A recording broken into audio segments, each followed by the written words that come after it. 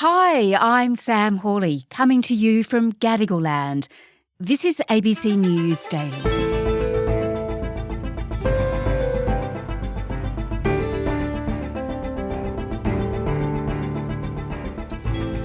From facelifts to tummy tucks and liposuction, in Australia, cosmetic surgery has become a multi-million-dollar business.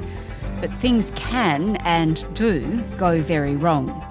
Today, investigative reporter Adele Ferguson on the government's announcement of a crackdown on the cosmetic cowboys.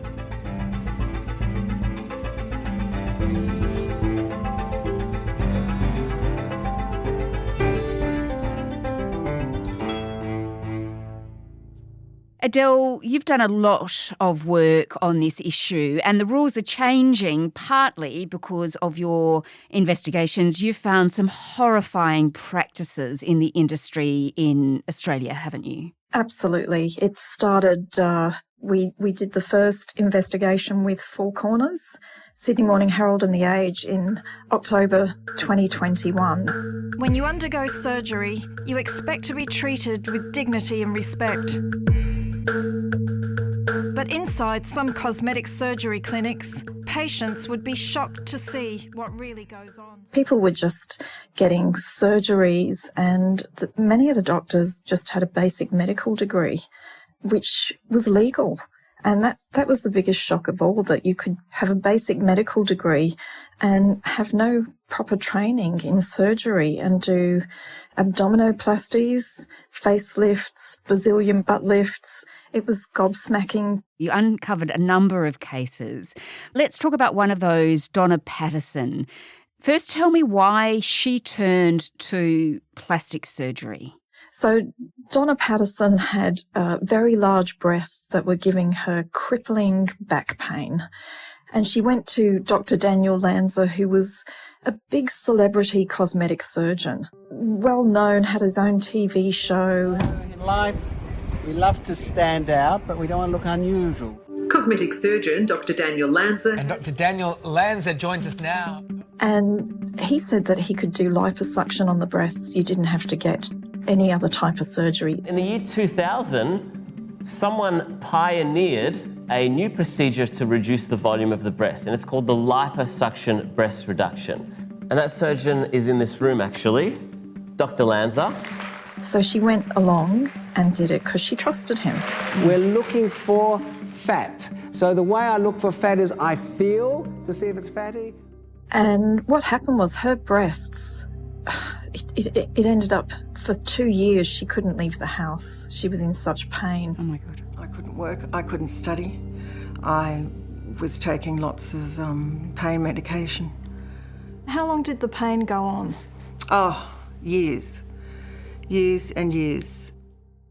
Terrible. Okay, so this Dr. Lanza, you had a good look at his practices and found them wanting, to say the least. But what exactly did go wrong with her case? It was that she should never have had that particular type of surgery. That's exactly right. So she took him to court and she won. Mm-hmm. Then he appealed the case and she won that as well. And it was found that she should never have had that type of surgery. Her breasts, she did need a breast reduction, but not liposuction, which is actually like a vacuum sucking the fat out. And if you have a lot of fibrotic breast tissue, then what it does is it just packs it. And so her breasts looked reduced, but then they ended up doubling in size when they expanded. So it was just horrifying for the woman. Yeah, terrible. And what happened to this Dr. Lanza after that? So Dr. Daniel Lanza, what we discovered was a litany of safety and hygiene issues as well. The regulator is still investigating him. After the court hearing, this dispute went to the Medical Practitioner Board of Australia, and they ruled in my favour, and they told me that they had informed Donna of the results. I'm happy to advise that my method now is an accepted surgical option for breast reduction all around the world. He ended up putting up the white flag and leaving the industry and went to Israel.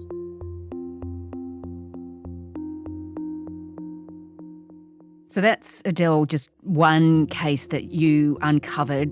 What else did you find out was going on in this industry in Australia? Oh, there were so many things.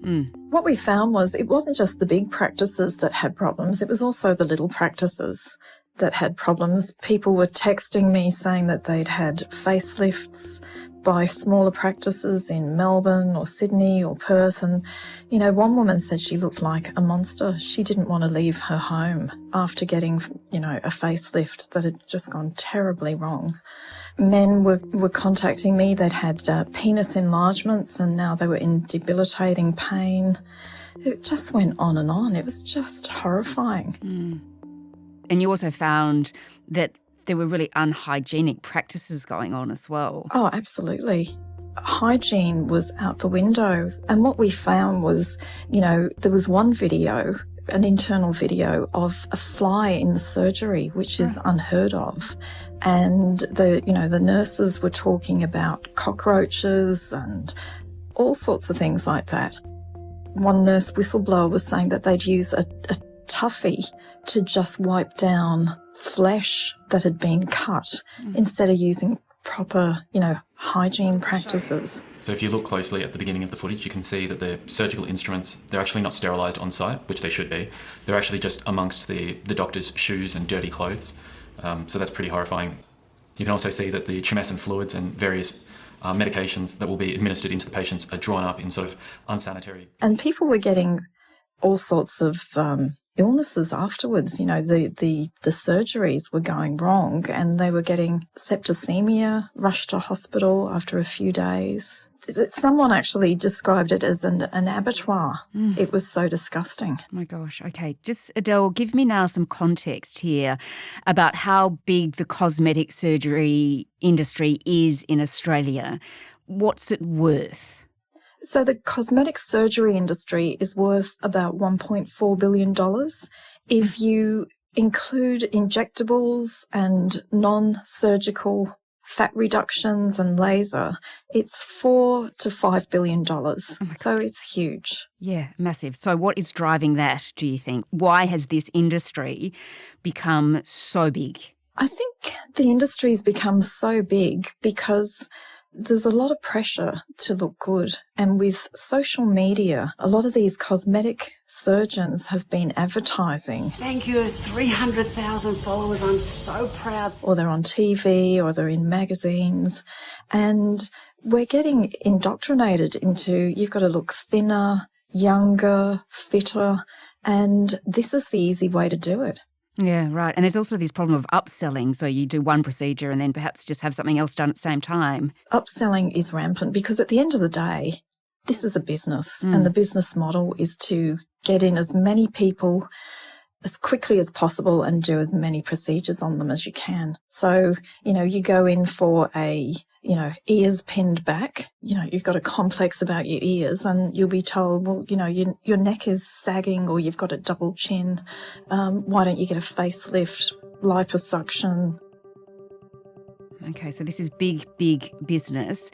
And it seems, Adele, that it's gone unchecked for quite some time. So now let's look at these new regulations. What is going to change? So a lot is going to change. So after the Four Corners SMH stories, it really rocked the industry and it really showed up how it was cowboy country. It was unregulated. Australian surgeons have issued a dire warning that more cosmetic surgery patients will be maimed without a dramatic overhaul of the industry. Revelations on the... So what happened was the government came out and said, we really need to review this industry. And AHPRA, the regulator, also had to pull up its socks. So they called on an independent inquiry. An independent review into cosmetic surgery regulations was commissioned by the Australian Health Practitioner Regulation Agency and the Medical Board of Australia. And that inquiry released its 16 recommendations last year, and they're coming into force in July 1st this year. And some of them are things like, if you need cosmetic surgery now, instead of just looking at TikTok or social media and making a call to the cosmetic surgeon, you now have to go to your GP and get a referral. You also have to go to the practitioner who you want to perform your surgery has to assess you for psychological conditions. So if you look like you might have body dysmorphia, so you do a screening tool, they'll ask you a series of questions and evaluate you. And if you score that you've got some form of body dysmorphia, then you have to go and get a psychological evaluation. Body dysmorphia, that's conditions like anorexia, is it? Yes, it is. Because what we found in some of the stories was anorexics were going for cosmetic surgery to get liposuction because they still thought they were fat. And they were taking it out of their knees and their ankles, elbows, anywhere where there was a tiny pocket of fat, which is just so irresponsible. I gather there are some surgeons that are doing the right thing, though. Of course, there are some surgeons who are doing the right thing. But, one of the problems with this whole thing was people would go in and think, if you're a cosmetic surgeon, you've actually had proper surgical training. Plastic surgeon has had 12 years of training, 6 years as a medical practitioner, and then another 6 years doing surgery. A cosmetic surgeon, you can just come straight out of university with a medical degree and do a 15-hour course and start doing facelifts. That's the sort of checks and balances. And they had courses such as the European College of Aesthetic Medicine Surgery, which sounds really lofty. And they're offering 4-hour online courses on liposuction and then one hands-on training course. And then you can do liposuction. And they're really serious surgeries. What do you think, Adele? Do you think these changes will work and will stop these sorts of practices? And what's your advice for people wanting to have cosmetic surgery in this country? I think they really need to check out the qualifications of the surgeon and make sure that just because they call themselves a cosmetic surgeon, that they actually are a plastic surgeon. One of the recommendations, which was fantastic, was that a new division would be set up inside AHPRA that would focus on cosmetic surgery. And it's been monitoring cosmetic surgeons and plastic surgeons on social media, which is a really good start. I think there will be a way to get around these rules, but I think it will help a lot. But I think at the end of the day, if your regulator is weak, it doesn't matter how strong the rules are, they won't work. Adele Ferguson is the journalist behind Cosmetic Cowboys, which aired on Four Corners and appeared in the Sydney Morning Herald and The Age on October the 27th, 2021. You can watch her investigation on iView. As she mentioned, the new rules around cosmetic surgery will come into force in July. This episode was produced by Veronica Aphap, Flint Duxfield, Sam Dunn and Chris Dengate, who also did the mix. Our supervising producer is Stephen Smiley. I'm Sam Hawley. ABC News Daily will be back again tomorrow. Thanks for listening. You've been listening to an ABC podcast. Discover more great ABC podcasts, live radio and exclusives on the ABC Listen app.